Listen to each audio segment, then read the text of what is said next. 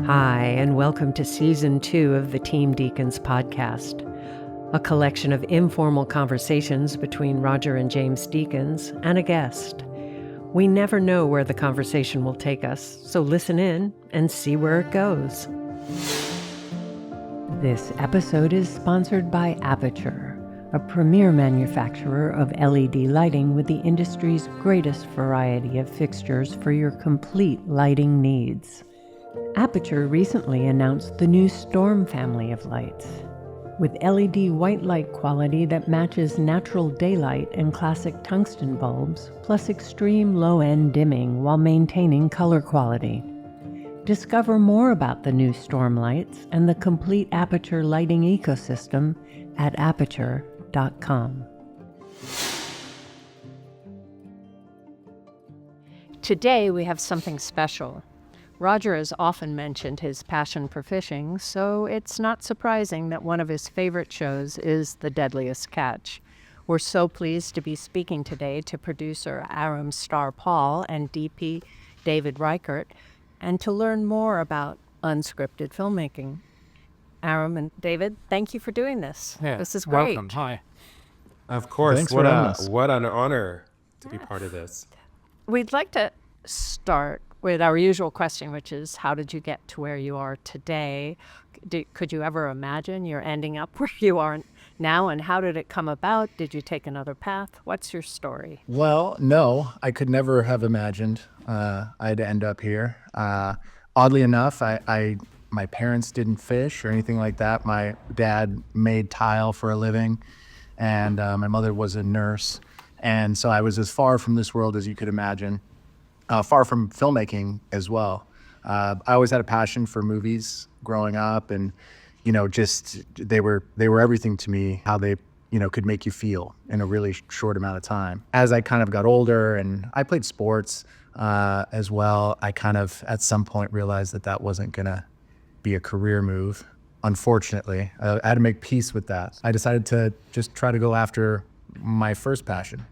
I went a relatively traditional route. I went to film school at CU Boulder, which was a great program. I loved it a lot. There were some fabulous professors there that had a really big impact on just exposing me to films and media that I would have not normally in the mainstream, right? Like they opened me up to just another world, and how to kind of think critically and all that, frame by frame, and just really analyzing and figuring out how is this done? How are these movies made? How do you kind of push and pull people's emotions? How do you tell a story? After doing that, I graduated in December, and I had a girlfriend, then girlfriend, now wife at the time, Kelsey. I went to her Christmas party, and she was an assistant at a fashion house, and we were both just young and just starting out.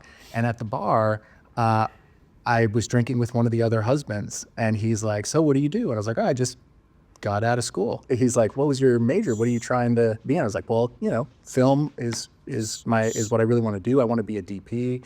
And he's like, "Oh, well, I know this guy. You should give him a call." And that was the beginning of the end. Honestly, it was like, it was to a gentleman.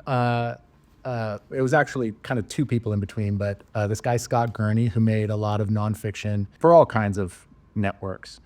And I got on a show as a runner for him, which was a show called Pain Gang, which had a really odd premise where they would do painful things to people and they would rate it on a scale.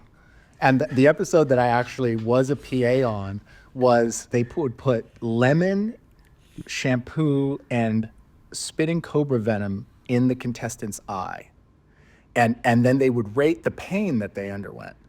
And it was just such a bizarre thing, and it was like the first time I was on set, and like, this is what's happening. And I remember that the reason that I was able to stick around was the DP asked for a Cucaloris to break up his light, and he didn't have one, and I knew what it was, and I was so excited. And I grabbed a Sawzall. This was in downtown LA. I grabbed a Sawzall, I ran outside, I cut the branch off a city tree, Ooh. And I brought it in, and I gave it to him, and I was like, "Here, use this." And the producer at the time came over, he's like, "Don't ever do that again, but thank you." And yeah, I ended up working for Scott for, I don't know, 3 or 4 years. All things PA. I was a PA, then I was an AC, then I got camera. He gave me my first camera operator credit on a Shark Week show, which was fantastic. And, at the time I wasn't differentiating really between what kind of film or television or storytelling I was in. I was just so excited to be doing it, to kind of be in that space. And yeah, after working with him for a while, another opportunity bounced around, as we all do, right? Various companies doing all kinds of shows and smaller gigs and learning hard and easy and hard lessons at a lot of them. But I ended up where I am now at Original Productions, and I knew they made Deadliest Catch at the time, and it was early in the show's run when I first got there. And that was the show I wanted to do. And they're like, well, you can't do that show. Yeah. Like that was like their flagship show, right? That was their huge show. They're like, well, you need to do all these other shows. They didn't quite say it like that. But I did a bunch of great series for them. Tom Beers and Jeff Conroy were like kind of, Tom started the company and Jeff was a titan there for him. He was his president, I believe, at the time. And Jeff also ran the second half of season 1 of Deadliest Catch. And so I did a bunch of stuff for them, from Storage Wars to Axemen to Ice Road Truckers to a show that's called... a good one, Ice Road Truckers, yeah. Another one of your favorites. Yeah, that's a good one. Do you really watch Ice Road Truckers? I don't believe it. I have. We've been on location or in another country and turned on the telly and there wasn't anything on but Ice Road Truckers. Yeah. Thanks. I'm going to hold back my commentary on that show. I really love Deadliest Catch. I thought Deadliest Catch was the thing. And the reason was because it was obviously the big show at the company, and it was a big success at the time, and it was very popular, but it also was different than any of the other reality stuff I had been on. It didn't operate like a reality show. Yeah. You would go out and you didn't have a story that you went and shot. You went out into a place where things were happening and you captured like real life. And the thing that it did better than any of the other shows, and why I really liked it, was it's successful in making you feel as an audience member every hour. And it's a combination of factors, right, in terms of how and why it does that. But I always wanted to do it. I wanted to get on it. I started on the show as a camera operator. And so I was on the deck of the boats. David did that job too. We share stories about how fun and scary and horrible that is. Had you experienced before about going to sea? I had done one other fishing show prior to Deadliest Catch called Swords, which was in the North Atlantic out of New Bedford. Like 60-foot boat or a 58-foot boat I was on, but hundreds and hundreds of miles offshore. So I had been on boats before. Yeah. We had some pretty decent seas actually, but never as consistently large and dangerous as it was in the Bering Sea. So it was definitely a new experience getting onto those boats into that circumstance. And it was a different kind of machine. Like everyone just was so passionate and really cared. And the vibe was like everyone knew what we were doing was important. I was able just to stay on and just try to do all the jobs. I just wanted to do everything. So I camera operated on deck, did the wheelhouse. I moved into post. I was able to story produce a few episodes, and I supervised post, and was able to kind of just move up the ranks as time went on. And I've run the show for the last 6 years.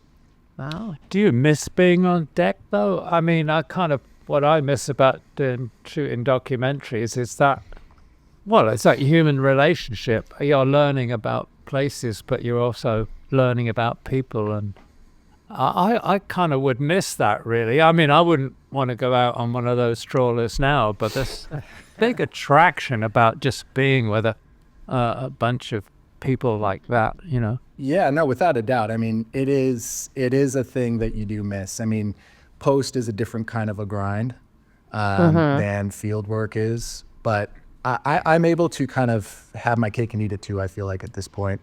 Yeah. When David and I go out into the field, it's kind of broken up where we have about 2.5 weeks where we're out there and we're on the boats and we're engaging with the cast and shooting and plotting and doing all the things. And then, David still himself goes out on the boats for the chase boat and things like that. But yeah, it is a thing you miss. I think you figure out how to kind of still have that engagement. The way we kind of manage story on the show is I talk to them every day. So I talk to the captains and I talk to the shooters every day. So it's different, but it's still very satisfying. And David, what's your story? A little different story than, maybe most without film school or all of that. But, when I was a kid, and I have to start here and then I'll fast forward, it was all about natural history films. And this was Jacques Cousteau. There was like a National Geographic series every Sunday night. And I just remember we would line up in front of the TV. That was like when TV was a scheduled event. Yeah. And I was pretty certain I was going to become a wildlife filmmaker at that point in my life. And this is like 8 to 10, maybe 12. And then, a little bit later, you're like, oh, well, that's hardly a real thing, And went to school. I studied physics and math, very, cut and dry. It's A or B, And then I graduated from that and didn't really know what I wanted to do. I don't know about you, but when I graduated from college, I'm like, I really don't have any idea of what I want to do. And I kind of was going to go back to grad school just for, just to kind of have something to do. And I ended up moving to Jackson, Wyoming, where there actually is a concentration of wildlife filmmakers. I moved there because I just like to whitewater kayak, and I got a job as a river guide. Then I bumped into one. Yeah, I remember I was working at this kayak shop, and he brought in his dry suit to be repaired, and he was going to go to the Arctic, and the owner of the shop said, hey, the guy's name is Shane Moore, one of the legends of wildlife filmmaking. I was like, really? And, of course, I went out there and I talked to him, and kind of, we became friends, and he liked to kayak. I took him out a few times. And then suddenly he, about a year later, he's like, hey, I got this job. Do you want to be an assistant on it?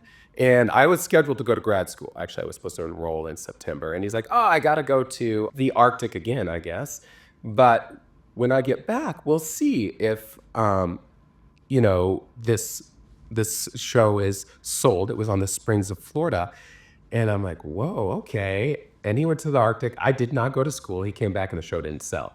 So here I am, completely unemployed. I lived in a basement that had no windows. And, of course, you try to wake up in the morning and you're like, what time is it? Anyways, finally it did sell. And I just kind of stuck with it. It was a long, bumpy road of kind of some work, not some work.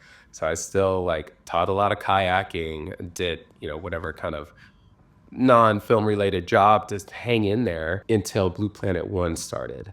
And I got on Blue Planet One, very much obviously an underwater show.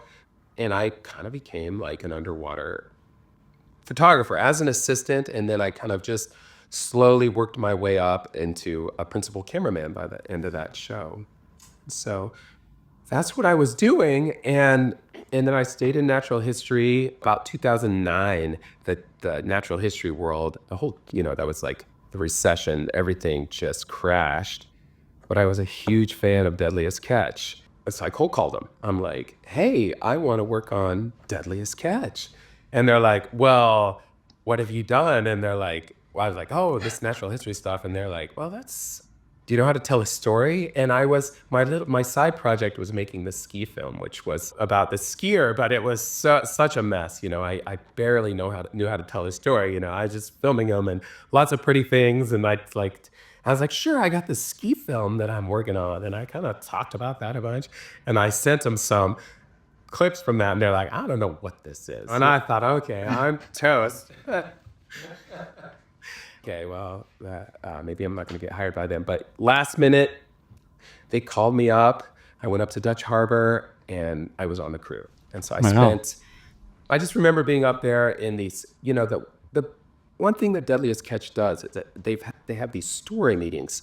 And just the nature of Deadliest Catch, where you literally only have about 2 weeks with the whole crew together, and then they just go out on the Bering Sea. And besides a satellite phone, you're on your own out there. And so what Deadliest Catch does is it spends all this time to teach the new guys, and there's always new guys because it's a hard job, so you get turnover, how to tell a story, how to run the cameras, how to deliver the look of Deadliest Catch before you go. And so for me, that was, I like sucked all that stuff up. So, and I still got out there on the boat and I'm like, oh my God, I am in big trouble out here. But I kind of stumbled my way through and I made it.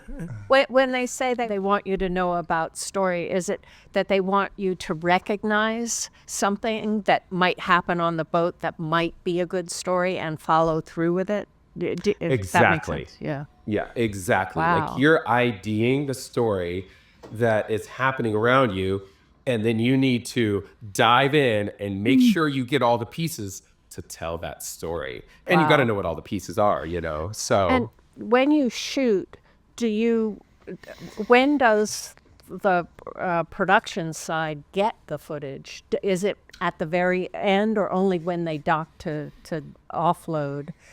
Do you then turn over? So does post-production know while you're shooting what you've got? yes, and Arom can speak to this because there's a daily sat call. And luckily satellite phones are better now. They used to be like, what? Right. There'd be a lot of that went on. So they're a little better now. But yeah, so there is the kind of the daily, and Arom will speak to that, so they know what's happening on these boats and they can write down, like when they have a wall, Arom can speak to that. And then the actual footage themselves, for me as the DP, like you don't get to see that, until it's over pretty much, because the time the boat goes back to dock, it could be in St. Yeah. Paul or Kodiak or Cold Bay. These, you got to fly it out of there and then we back it all up and then fly it to LA and then it's got to get through the system. It's a really complex machine, like when it comes down to knowing what's happening in the field, the time it takes to get it back to ingest, and by the time you're looking at it, the time you have to actually give input back to the field to course correct or to do things that you need to do or to highlight things to people. It can be very tricky, but it's luckily the way it's broken up now, the fishing seasons, they have a fall season, which is what they call king season, which is king crab. Sometimes they also do another fishery called bear eye. And then in winter, which starts the beginning of January, you have winter season, which is usually opelio, sometimes cod. And so you do have like a window in there where you've gotten your fall footage back, you're able to look at it, you're able to know what you have in the can, what stories really kind of came to fruition, because so much of it, you're trading on word of mouth. With those daily calls, you're talking to them about what they're capturing. You have two people on each vessel. One of them is the lead, the wheelhouse guy. You talk to that guy every day about, what are they shooting?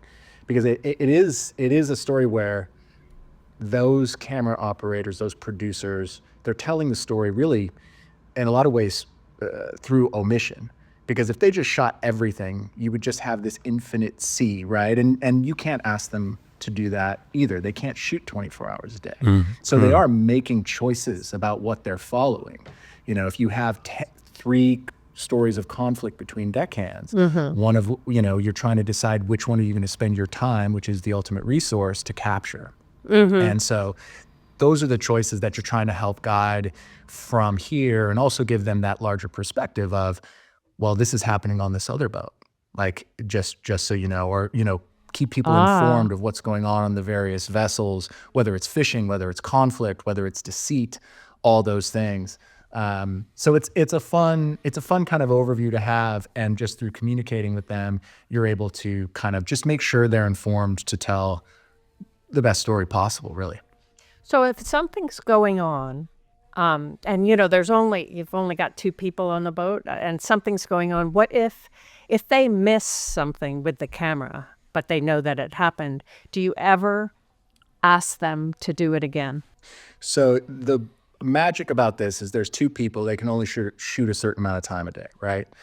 But we have mounted cameras that pretty much cover the entire space. So there's a mounted wheelhouse camera. There's actually 2, one that faces the helm, which is where the captain sits. The other faces the other side where there's other controls. And then there's 4 others that are facing various parts of the deck. So inevitably what happens, right, is something goes down when your camera isn't up. And that's just what it is. But you have it on the mounted cams, or, God willing, you have it on the mounted cams, which we ask them to check and make sure that they got it. But then you have an event, you have an altercation, you have, there's all these layers of redundancy that we put in so that they don't have to do that, so that they can, like, the moment is caught, the meat is there, and now they have this story thread to follow. I didn't even know that Bill and James didn't like each other, but there was an argument last night on deck, and man, they were giving it to, you know, they had some harsh words. And so that's something that you're going to follow now, and you're going to check in with your captain and see if they're aware of, and build it out from there. Are those cameras then running 24/7? They are. Yes. Yeah, they're running 24/7. And so they have these SSDs, and it's a lot of footage. And the funny thing when David and I were talking before this is, it's like, what is your shooting ratio? And we have about 40,000 hours a season to make 20 hours. So it's 40,000 to 20. That is sure you could amazing. reduce that. Isn't it amazing? I remember going out on documentaries and carrying 75 rolls of 16mm film, so that's 75, 10 minutes. I remember those. I know, old too. days. Yeah, I remember so- that. Is one of the things also that you do in the beginning, you know how some people are just better on camera than others, Right. and some people look stiff no matter how used to the camera they are. So do you try and suss out these people and go, okay, that's a guy that I should turn to for reactions because he's better? Yeah, it's very interesting because Sig Hansen, right, has been on since the first, and he's boat, the Northwestern. But he's And a it's performer. really interesting how he's changed from the first series where he feels like, okay, he's unsure about the camera, but he's just being himself. But like now, he knows the camera's there. It's a very conscious relationship in a way, you know, which is kind of interesting. I would say that you definitely have like your go-to guys. Like, Yeah. you know, when something is happening, we might need some, you know, to understand what just happened. We might need some more information. And Yeah. you just point your camera at some guy and you will get it. Yeah. And then you but then it's always this little dance too, because there is like a bit of camera jealousy. So you then have to point it at everybody. So they're not like, hey, you know, he's getting all the attention. It's kind of a real dance out there with the crew, you know, to make sure you're getting what you need. And you have to keep everybody happy out there. Because if somebody gets tired of the camera guy or the the TV show, they can really, you know, cause Screw problems. you up. Yeah. Yeah. Well, also on I think the first season, I think there were 200 boats going off on the first port, the King Crab or whatever. But you were following 6 or something. How do you determine which boats you get onto? Oh, well, they're the only boats that let you on. Both Really? is the Yeah. answer. The casting process of the show, it's been ongoing. There's obviously been people who have stuck, like Sig, who just the relationship's been good. He's enjoyed being on it, and the audience really loves watching Sig, watching his kind of family legacy story with Mandy and how that's developed. But I mean, gosh, I would say almost every year we're either adding someone into the mix or it's shifting slightly for various reasons. We've had people pass away. Like Phil Harris, season 6, right? And that kind of changes the whole dynamic. We've also had people go to prison. You're always looking around the fleet for who could potentially join the show. Sometimes like a shift in career. We've had some guys who were captains move on to management positions like at Trident Seafoods and things like that. But there is this sense where you always have to have your ear to the ground about who is around and who is interesting. And, you know, how do you find these people? It really is, it's a group effort, but you're staying in touch with the fleet. You're seeing who has an interesting kind of naturally occurring story, who has the confidence to be on camera and not be self-conscious, right? Which that's a characteristic that can be learned, but is probably more innate than anything. Usually the best people are the people who don't give a fuck about you. So like, you know, if they want to be on the show, they're usually not the best. If they don't want to be on the show, you know that they might be a gem. And in that process of figuring out who all those people are, you put tape on them, right? And you and the network and the production company, everybody makes a decision as to where to put resources if they're willing to participate. And so that's kind of how they they do it, or we do it year after year, adding people, adjusting the cast. And David, how do you, when you're actually shooting? I mean, I notice sometimes people are very much talking to the camera. I mean, what license do you have to be interactive with your subject in a way? You know, because some documentary filmmakers don't want to talk to the subject. They want to pretend they're not there, which I think is nonsense, because there's no way you can say you're not actually there because you're showing it. So, but I find it really interesting when the crew is actually relating to the, the camera crew is relating to the crew, the people in the film. It really is inevitable because like when you go out on that boat, you have to become part of the crew. Just because it's a very small space. You eat together, you sleep together. There's no place to go to get away from the crew.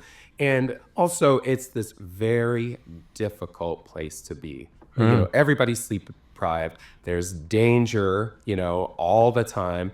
And you kind of have to look out for each other a little bit. So, the people that don't succeed, the camera ops that don't succeed, really never kind of become part of the crew.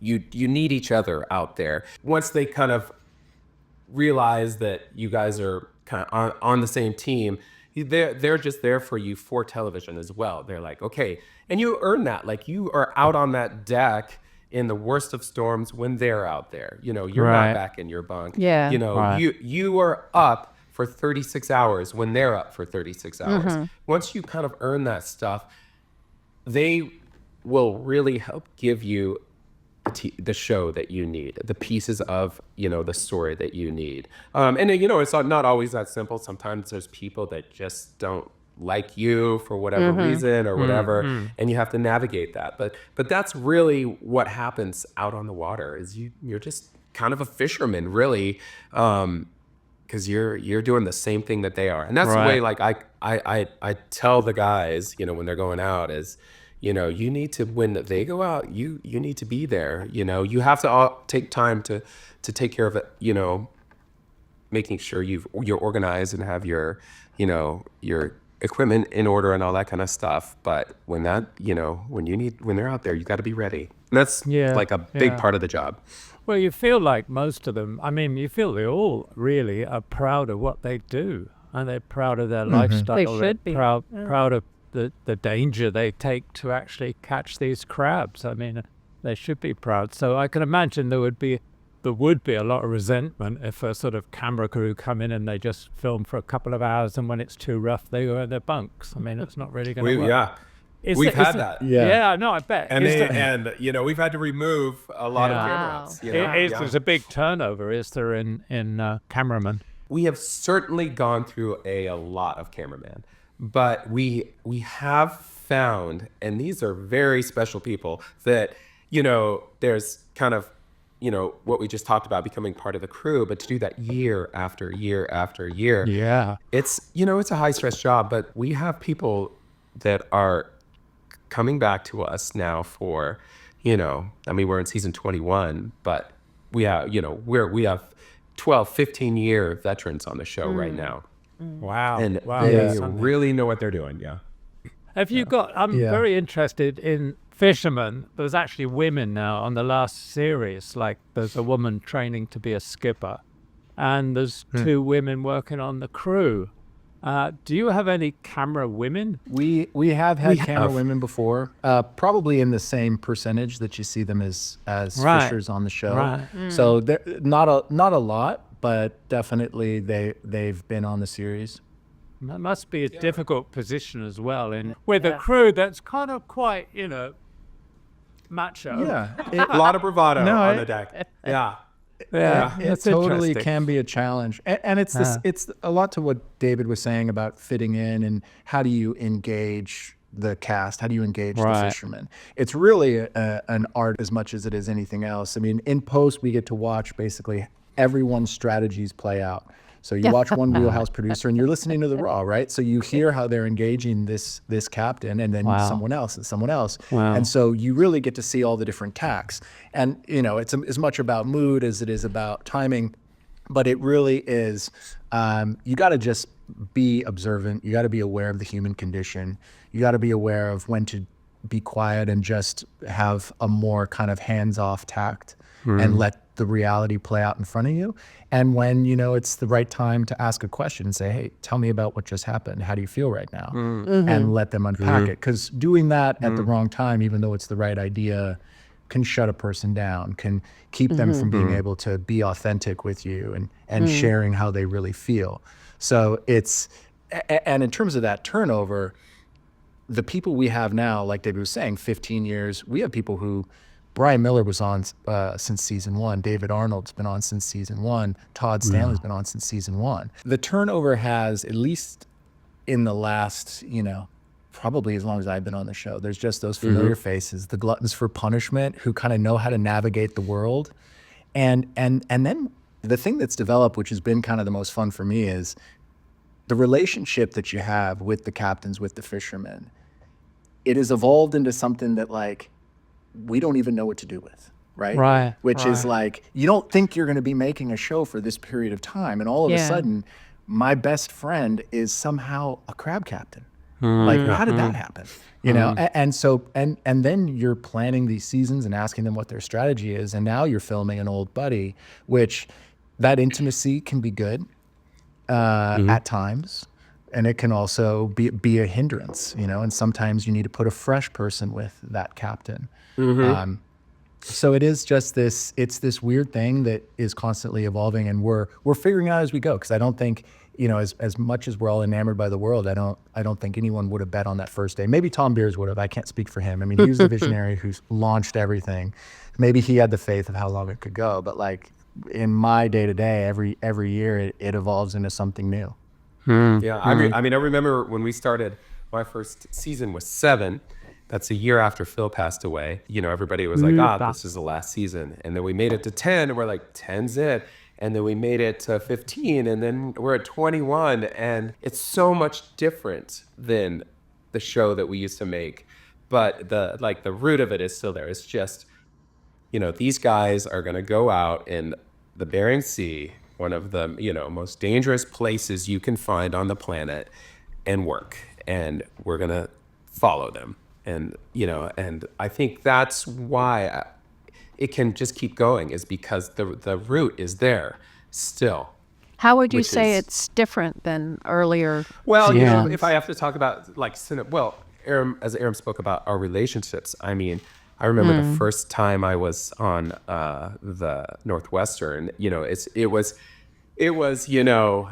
definitely a very strategic game to just not really piss off Sig all the time, No, it was very nobody hard. makes Sig mad like David. Oh yeah, I was really good at. He threatened me with a steak knife once. And did you film it? I was actually. That's just, what I would have eating asked. This chicken. Yeah, I know. I was eating this chicken, and suddenly he came down with a steak knife. I'm like, what's going on here? Anyways, but so the relationship, is not as contentious as it used to be. And then if we start talking about the cinematography, there's been, some technical improvements of equipment that has really changed the show, and then we've changed how we shoot the show a little bit, like all those things. If I look back at the other show, and we can even, go back to talk to the first guys, is, that went out, we just sprayed and prayed is what we did, and now we really try to, use the gear that we have to identify the story and make the story, capture all the parts, but make them as nice as possible. And then we have some really nice equipment out there, like gimbals we're using now. So, from afar, we're catching, we're able to follow these ships via helicopter and the chase boat all the way out into the Bering Sea and get some of the most iconic images from that, which is a big evolution from, we used to hold like a PD-150 from the chase boat and try to shoot the other boats, out there. It was pretty great. So, the show is, I think it's a very beautiful show right now, even though, it's so chaotic. And I embrace that as too, like chaos and the imperfection, I think, of what we just automatically get is what is like perfect about the show. That, Yeah, is I mean, there's just visually, there's some amazing things. I'm always struck by some of the scenes of the weather and the shots you get from a chase boat and stuff. But then just the human story, it's those moments that I suppose as an audience, you're kind of waiting for those moments. I mean, that's maybe why you watch it addictively, because sometimes there's the moment like in the last series where the cameraman tries to help the guy that's tying off the net, Kevin.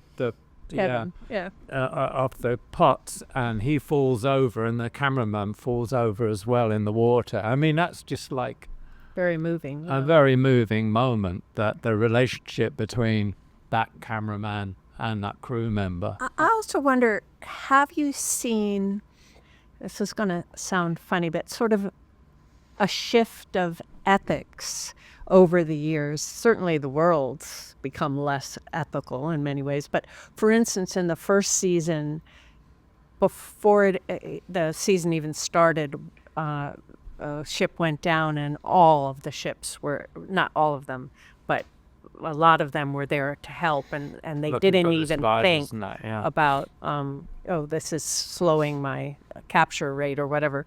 But then in the last season, there was that young guy that stole the pots and then, All the other guys. yeah, and then pots. put them close to the other pots like you shouldn't do. So to me, that I was quite shocked and thought, well, that's not right. Is it? Yes. Has it become a bit more kind of like a brutal, Competitive, yeah. competitive sport because the way the quota system's changed, and maybe are there less crabs now? Is it a much tougher business now, really? I would say the economics of it for the captains is definitely challenging right now. There's still a lot of money to be made up there. In terms of like their kind of their ethics as they fish, they were probably the most brutal during the Derby, which is when it was the free-for-all, where there would just be one lump sum of crab that everybody fought for. And that was when guys would go overboard much more frequently, a much higher death rate. And that danger has persisted, but in terms of just a ruthlessness, I think like that was definitely present. The depth of storytelling when it comes to fishing strategy, I think we've gone deeper into that.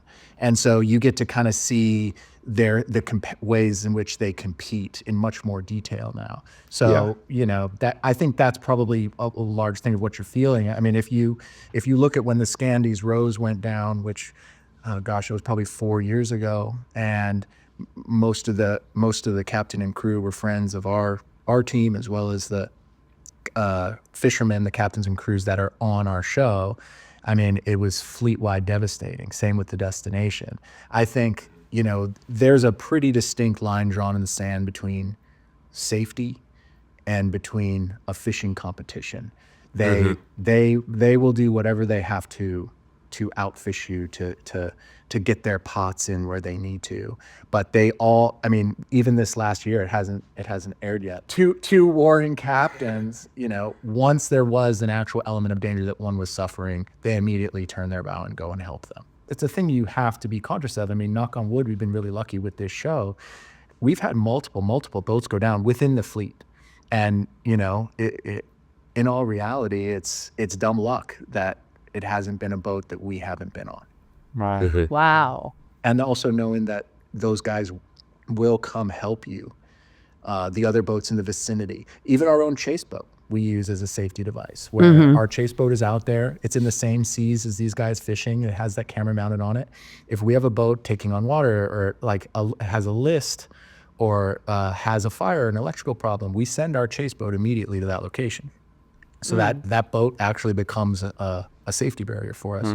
But I don't think that the chivalry is dead, I guess I would say. I think that that bond is still there, but it's very distinct and separate from, will they be deceitful or sneaky to try to get your crab from you? Yeah.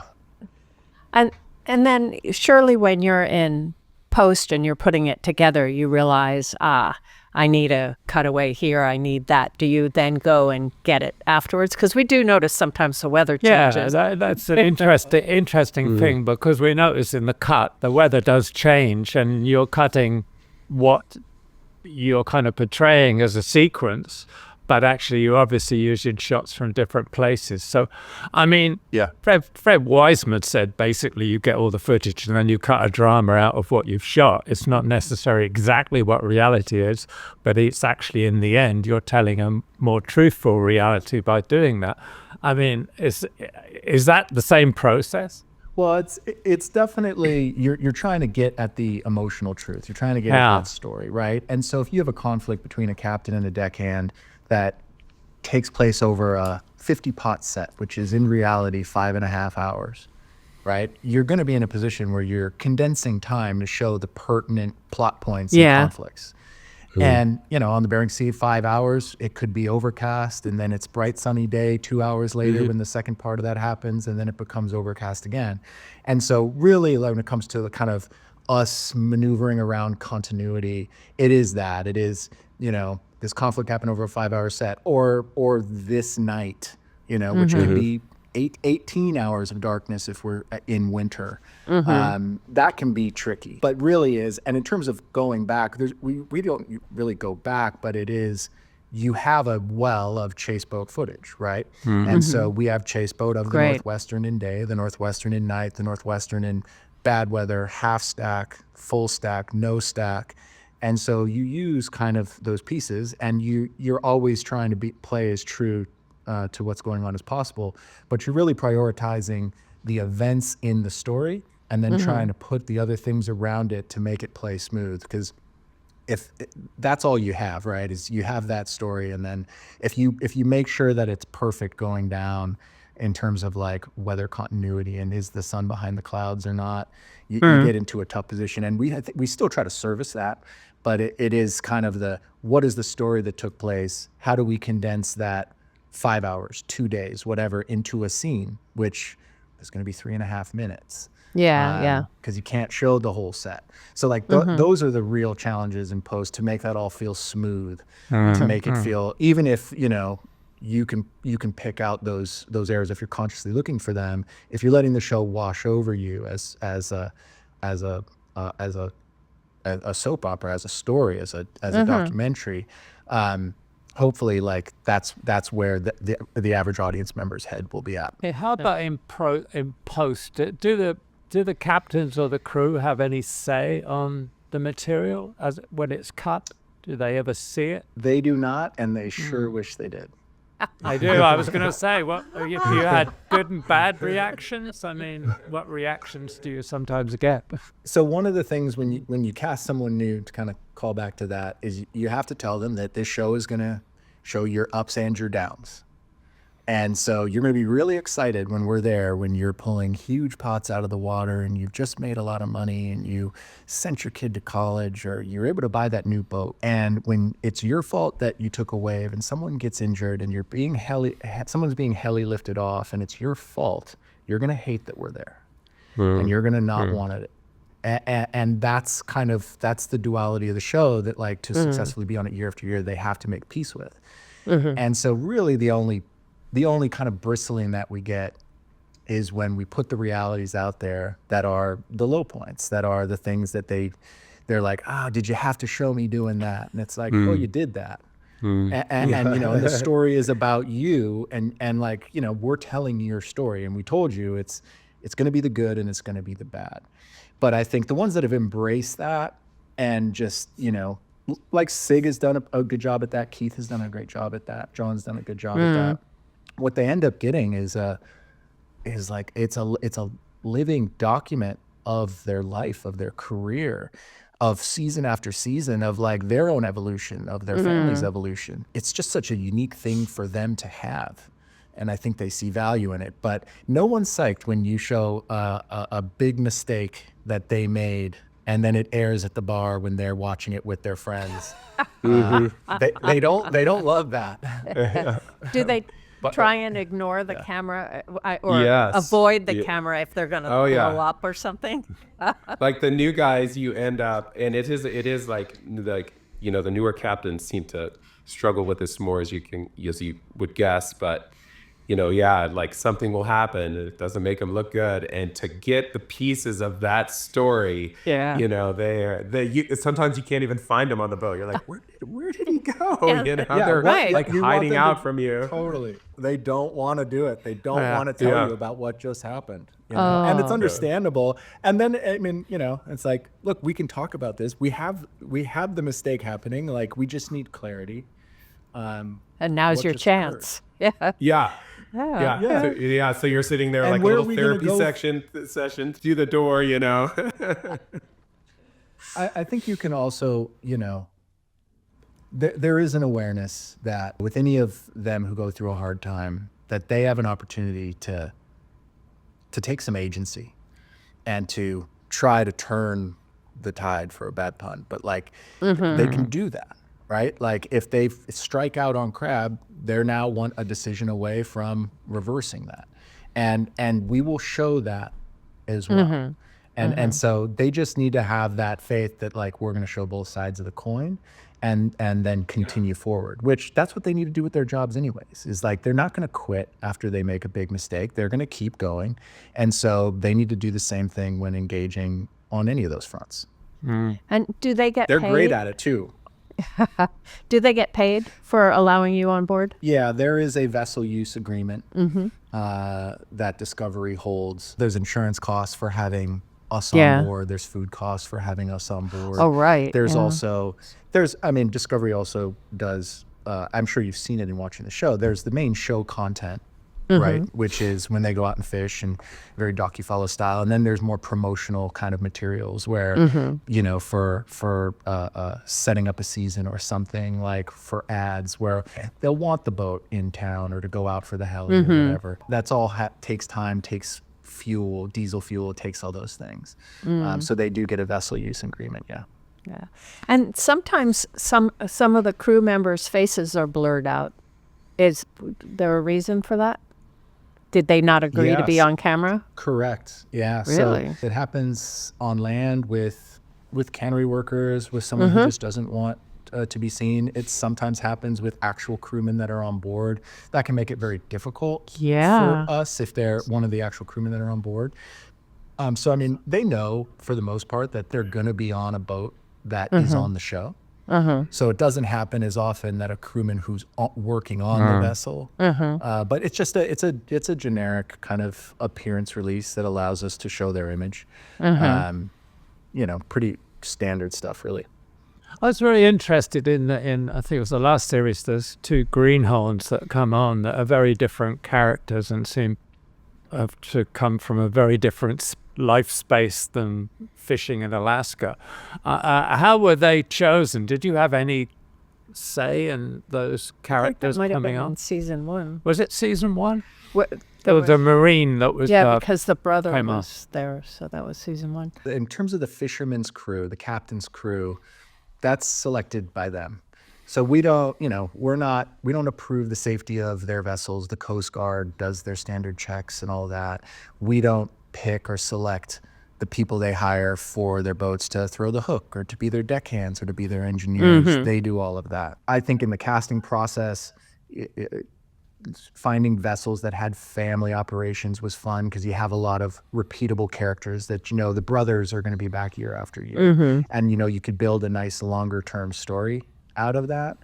But in terms of just your average deckhand, your average crewman, that's the captain's domain. And when it turns out that the person they hire is extra entertaining or has an interesting backstory or anything of the like, then it's just a blessing for us as storytellers. But I can just imagine their faces if we told them who to hire for the deckhands. It would not be received well. Well, yeah. also bad safety. You want someone who knows what they're doing. Do you ever feel of expanding it a bit more to be outside of actually the fishing season? Because, you've tended to concentrate totally on the days they go out crab fishing. But there must be, the season's very short, right? You don't seem Yeah. to expand it into their lives in Alaska or whatever they do. I don't know what those boats do for the rest of the year. I think we definitely try to fold in their stories that are away from the boats into their life and work on the boat. But I think if you pull back and you try to figure out why people watch the show, which is subjective, I don't think there's an exact right answer, but there's a few things that everybody agrees on, or everybody, probably not everybody, but a lot of people. One of them is the show is visually astounding. It shows a place and a circumstance that you would not get to see any other way, and it does it really well. So seeing the visceral, the primal fear, the primal danger, which is the weather on the boats, I think regardless of our storytelling practice, is still a reason that people tune in. And I think you don't want to forget to have that danger, that big obstacle in each of your episodes. I think it's important. And I think we all think it's important, and everyone who's run the show previously has tried to service that. I think, to your point, how do you kind of add deeper story into about their lives, about their personal dramas? We've done it, and we do it whenever we kind of can organically. But you are serving kind of those two masters in a way. But when you bring them together, and that weather can be an obstacle in like whatever they're trying to achieve, that's also happening at home. When their fishing is really act 2 of their 3-act play over the season, that's when you really can kind of give a nice obstacles for them to have to overcome. You're not giving them to them; they're going through them, but you're placing them, right? You're placing them in the episodes. I would say one other thing, Roger, is that we've done other spinoff series too, and in those kind of trying to dive deeper in the characters. One was called The Viking Returns, which followed Sig and his family back to Norway. And I would say, just as a ratio, there was probably more not fishing material than fishing material in that show. And that show was very successful as well. As long as you can kind of service that, we really have the freedom to tell wherever the story takes us. We followed Elliot home to be with his kids and fight legal battles. We followed Keith to Washington to kind of combat the politicians who are trying to shut down the fishery. We've, gone with Sig to the hospitals as well as like back home for births of his grandkids. And so kind of as it pertains to these, real cowboys, right, who are trying to get that the last frontier, trying to claim that last bit of gold, however you want to say it. As long as you're still telling that, we can follow them to these other places. Going back to a technical question, are all of the crew mic'd beforehand? Do they live with mics on, or how do you pick up sound? There's a few answers to that. There are mics on the boat, shotguns that are planted on deck, and a few places that are planted in the wheelhouse, and then the deckhands outside. It was crafted. I don't know when like the first really elaborate kind of deck mic was, but our current one, they're very waterproof, and they all put them on before they go out, and they feed into a deck that is basically those 24-hour recorders. So you always have the clean deck mics going back to this kind of nice dry space in the house. And then your captains have a more traditional lav, which they just put on and they wear all the time. So, you'll see when you watch the show, there's moments where Captain forgot to put his lav on or whatever, and then you're just using the shotgun that's on the camera. But we do encourage very, very much for everybody to wear the mics that we provide them. So basically, if you've got the deck mics coming to a different place, when you're in post, you're going to have to find that sound if you need to augment it or something. That must be a long process to find it. It's a very long process. And there's great tech now for just, it'll sync up the picture and the sound pretty cleanly, but it's a pain in the butt. And we can't ingest all that. That's the thing that's like kind of amazing about the show. So it's so much data running that many cameras for 24 hours a day. We can't just bring it all in wholesale. So what we do is, using story notes, using what we see on the producer's handheld cams, which are all brought in the system, we identify the moments that we want to go back to those decks and ingest. Because if you couldn't have, I'm sure you could have a big enough system, but it is very unwieldy. So that's kind of how we handle it. So the producers have a camera also? I mean, they're different So than the the DPs, right? So there's two people on each vessel. They are each producer shooters. They both have a story responsibility and a camera responsibility. And it's really out of necessity because of space. Yeah. There's not enough bunks on these boats to have more than 2 people there. And so what they do is there is one lead. That's the person who's usually in the wheelhouse with the captain, who's more seasoned, more veteran usually. And then there's the deck shooter. But they're both producing and shooting as they go. They're both aware of the story that they're capturing. They're talking to each other. They're talking back here to Burbank to check in about the stories they're tracking. So yeah, those guys wear a lot of hats. They're operating camera. They're running their own sound. They're producing. They're writing notes. They're Good Lord. engaging the fishermen, trying to make sure that they have clarity captured, for whatever is going on in that moment. If they're approaching a storm, we need them to talk about what they're doing, what they're going into, what are the perils, what is their strategy, what are their goals. And I think, Roger, you were asking about the kind of people that are out there, and when you're out there, that you kind of operate in a different state, and I think that there's so much that you are doing that you're kind of managing danger, people, all these stuff that we just talk about, is when you get back, I think there's like a PTSD that when you get back, your like head was ringing for the last 6 weeks, and you come back, but then you kind of miss that once again. I find I miss that. Like when I was out on those boats, I was so on top and aware of everything and sharp, and then you come back and you kind of come down off of that. I don't think you could operate like that for 365 days a year. Right. You would just die. But it is an addictive little thing that is going in, just like an endorphin that's going in your brain. And when you don't have it, you're like, man, I kind of miss being on those boats. Wow. Yeah. That's how I felt about when I was shooting documentaries. I've never been in quite that circumstance. But what was the biggest surprise, David, when you started shooting on a boat? Well, the biggest challenge, Yeah, I mean, sleep deprivation was one of them. Yeah. I think the first, we went out, we fished for 44 hours right off the bat, and I was in that state where I was earning my stripes, and I was on the deck for 44. We were out for 44 hours, and then you have to take notes. We had calls. That's where immediately I knew I was in over my head. And I was lucky, and we talked about that relationship with the crew, is I still barely knew what I was doing, but the crew did, and they would be like, "You better go film that." I'd be like, "Oh, okay." All right, I go film. Yeah. Or they come and be like, "I need to tell you something about what just happened." I'd be like, "Oh, okay." I point the camera at them. Yeah. All kinds of things like that really got me through that first 2 weeks out there. It was like exhaustion and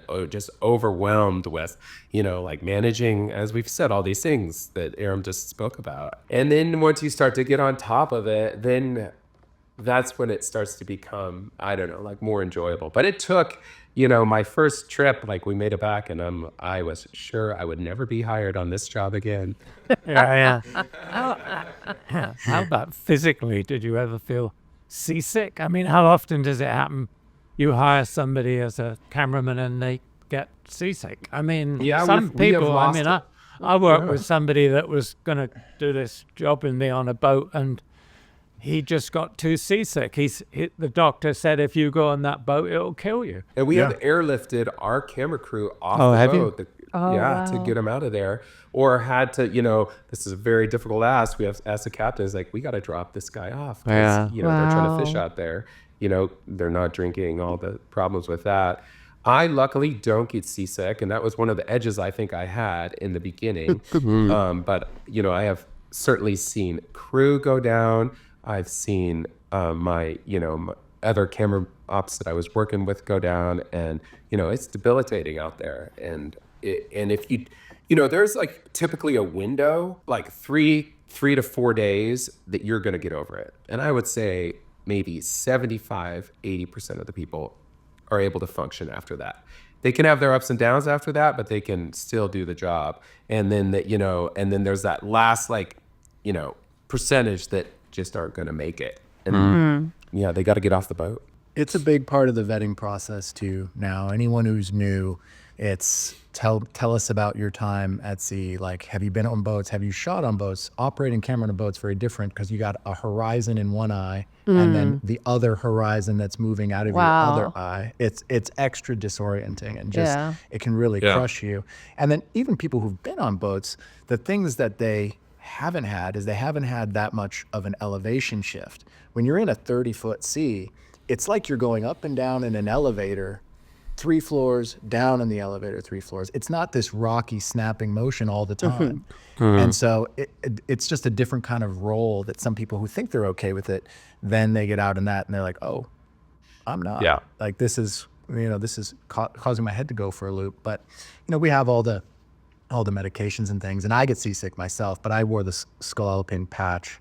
That was the thing that did the trick for me personally. But yeah, I found the worst thing has been down below deck, so you don't see the horizon, and you're smelling diesel oil or gasoline or whatever, or crabs, cooking oil. Yeah, or combined with some rotting old fish gut that was laying there. Yeah. I mean, that, it's the worst environment imaginable for that. Yeah.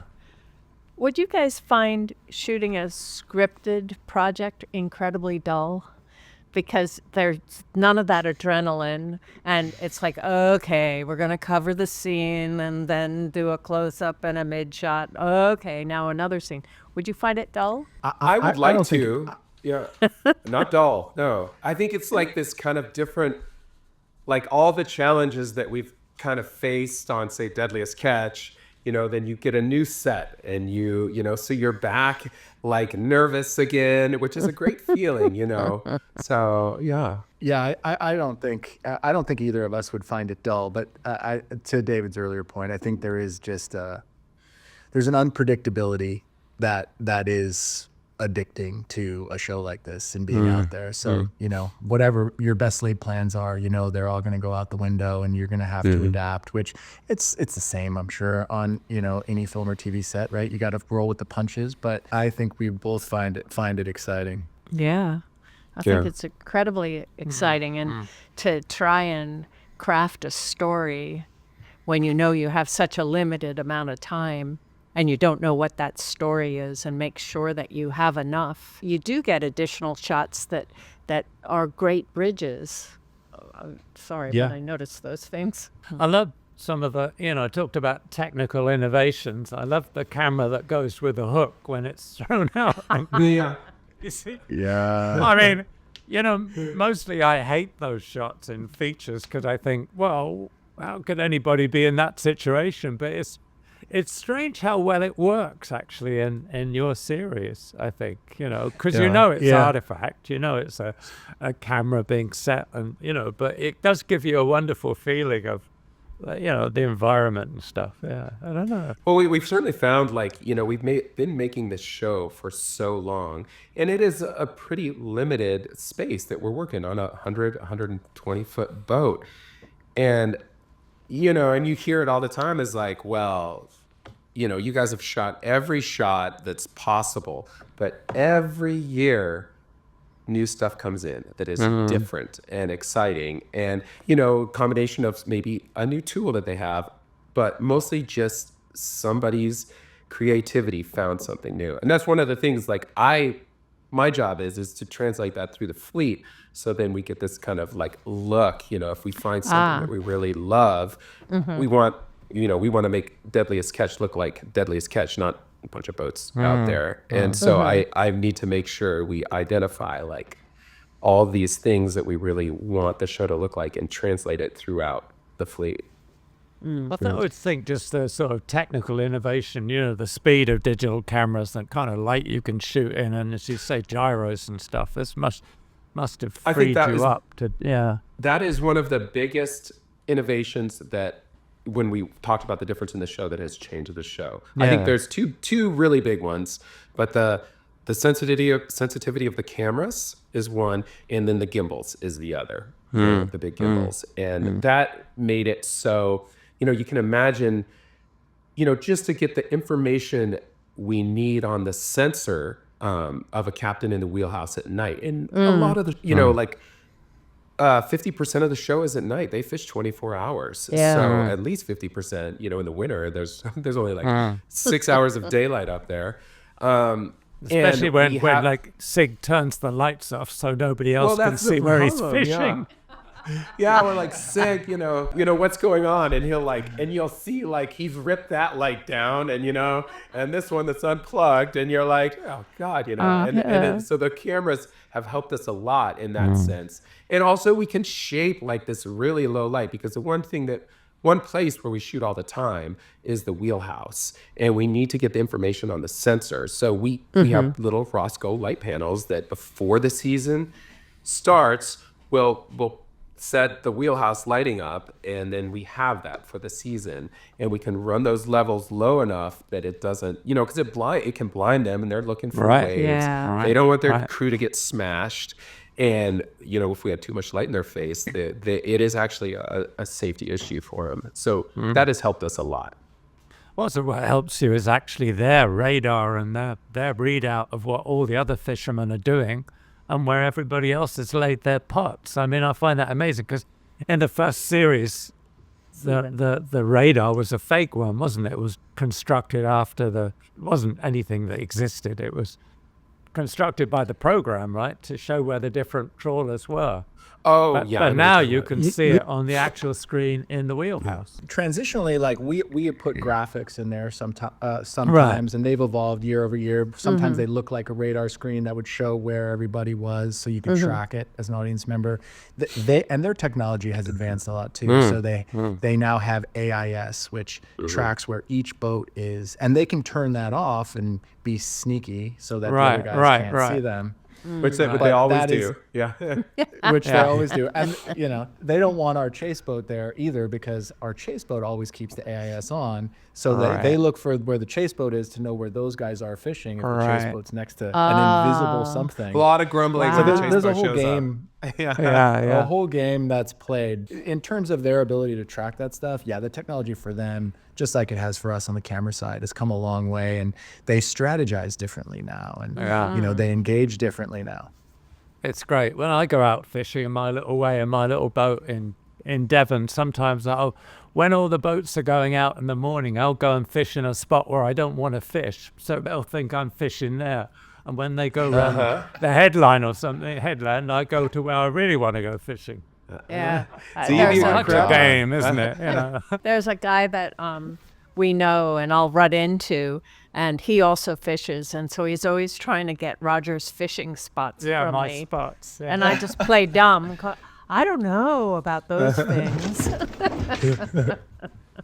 Where do you fish, Roger?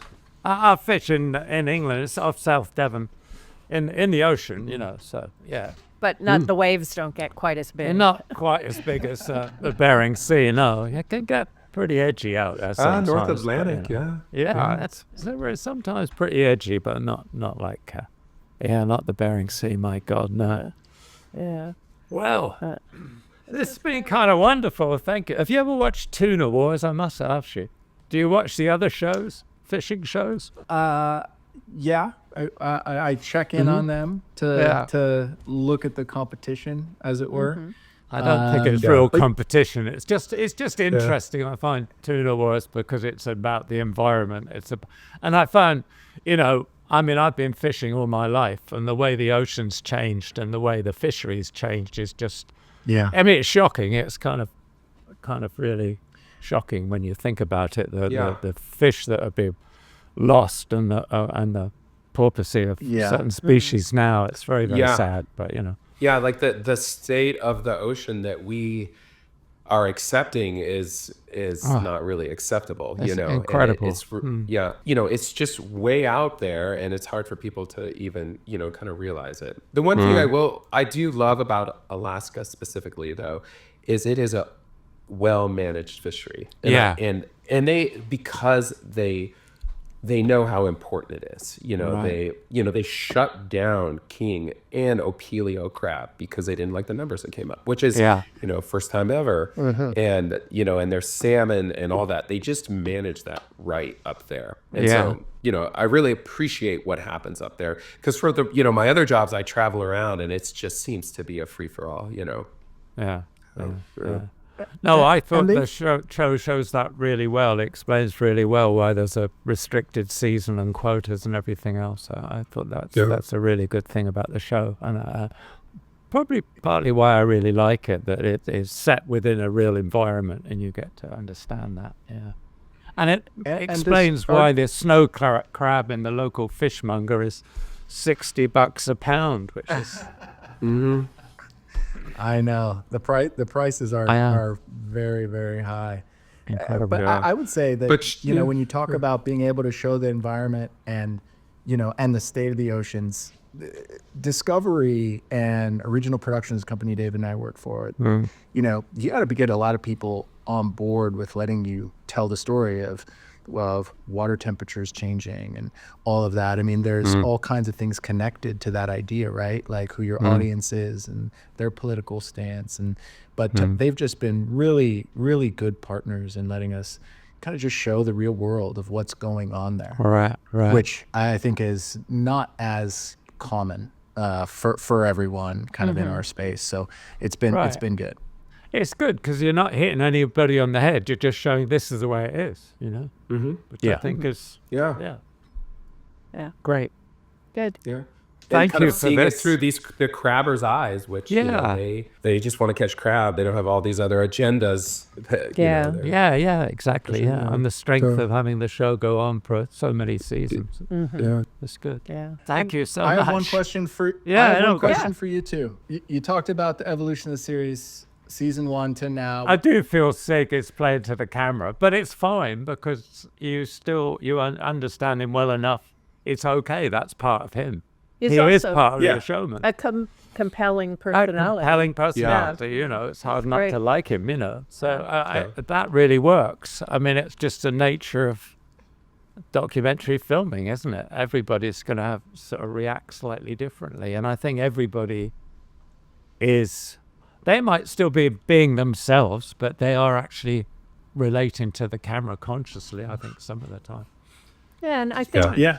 I think the program has become kind of not smoother, but you can tell that with technology and with doing it over and over again, you're finding the stories more easily and more directly. Yeah, and as I was saying, I love how they relate to the camera. I think there could be more of that. I mean, you know, but that's just up to the relationship between the cameraman and the subject. But I do love it when they feel they can talk, they can turn around and talk to you. You might be in the you know, down at a meal or something, and somebody will just talk to the camera, make a comment to the camera. I love that. I've always thought when I was shooting documentaries that was a great style. You can't deny that you're there, and to use it in that way, I find it's really, really interesting. To me, that's one of the great successes of the series, the relationship between the filmmaker and the fisherman. Yeah. Yeah, and you don't I you agree. don't feel that it's dramatized or anything. You do feel that you're actually watching what's going on, which is I mean, I would have found it very hard. The skipper that had the heart attack, I forgot his name. Bill, I think, wasn't it? Bill. A few which heart attack? Exactly. Yeah, which one? Yeah. If, Yeah. maybe I don't know. Sig had a heart attack. Keith had a No. he did. Phil Harris. When Oh, Phil Harris yeah. had a heart attack, and he basically insisted that the cameraman keep filming. There was something just so kind of moving about that, you know, and said so much about the relationship between the filmmaker And the that was subject, Doug you know. Stanley, as Arom mentioned. He had been on the show since season 1. Has been on the show Right. since season Wow. 1, Right. and had spent like the relationship between Phil and Doug. I mean, Todd if you Stanley. saw that, you would understand why Phil said that right there. Yeah. You know, Yeah. yeah. They spent so Wow. much time together. Yeah. Well, it's got to be tough for the filmmaker as well as obviously. Yeah. Have you ever No, lost a crew member? We in the have not shooting? lost one of No. our Wow. crew members in the filming of the show, That's which we're lucky. always knocking on wood for. So we've been really lucky. We've had injuries, but normal Yeah. kind of bang up things as you would imagine. Yeah. But it's been limited to that, and I think that is one of the things you're always praying doesn't happen, right? Because it's the odds are against you. Yeah. And when you out there. choose the boats that you're going to be on, are you looking at the shape of the boats too? Well, this boat's in terrible shape. I don't want to put my guys on it. Well, it's interesting because you're on one boat Yeah, that was that one of the smallest in the fleet, and I'm thinking, whoa, that's a. And the one that kept having the holes in the deck. Oh yeah, the one that looked like a. Swiss cheese. Yeah, really. Yeah. I mean, sometimes that can factor in. I think the single biggest thing in the casting is just going to be them as humans, as people, as characters. What story what do they have going on in their lives? We are aware that when the boats are very, very big, that it's harder to see the scale of the weather. And that when the boats are yeah. smaller or have lower wave walls, you can see the scale of the weather better.